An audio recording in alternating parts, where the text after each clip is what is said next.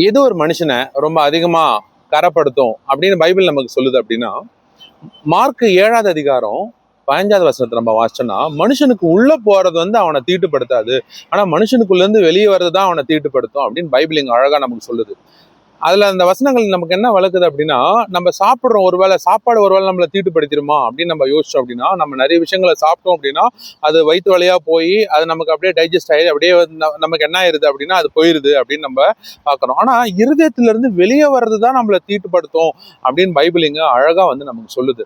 இருதயத்துல இருந்து பொல்லாங்கான சிந்தனைகள் வெளியே வருது, விபச்சார எண்ணங்கள் வருது, பெருமை வருது, என்வி வருது, கோபங்கள் வருது அப்படின்னு நிறைய விஷயங்களை பைபிள் அங்க நமக்கு லிஸ்ட் பண்ணுது. மத்தேயு 7:15-22 நம்ம வாசிச்சோம்னா, இப்போ நம்மளோட இருதயம் எப்படி இருக்கு?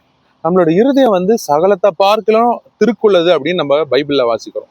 அப்படின்னா நம்ம இருதயம் நம்மளே ஏமாத்திரும் அப்படின்னு சொல்லிட்டு நம்ம பார்க்குறோம். என்ன மாதிரி தாட்ஸ், நம்மளோட தாட் லைஃப் எப்படி நமக்கு இருக்கு? ஏசப்பா நமக்கு ஒரு நல்ல இருதயத்தை கொடுத்துருக்காரா, இல்ல நம்ம அந்த இருதயத்தை வச்சு நம்ம மேல நம்ம கசாப்பாயிட்டு இருக்குமா?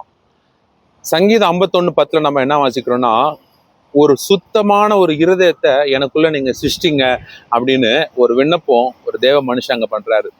அப்படி ஒரு விண்ணப்பத்தை நம்ம ஏறெடுக்கலாமா? சுத்த இருதயம் நமக்கு வேணும். நல்லா வாழ்றதுக்கு, நம்ம ஒரு நல்ல வாழ்க்கையை லீட் பண்றதுக்கு ஒரு சுத்தமான இருதயம், சுத்தமான இருதயத்தை ஆண்டவர் நம்ம கொடுக்குறாரு, தேவன் நம்ம கொடுக்குறாரு. நம்ம இருதயத்தை அவர் மாத்துறாரு. இருதயத்தை மாற்றி உண்மையா எல்லாரையும் நேசிக்க அவர் நமக்கு கிருபை கொடுக்குறாரு.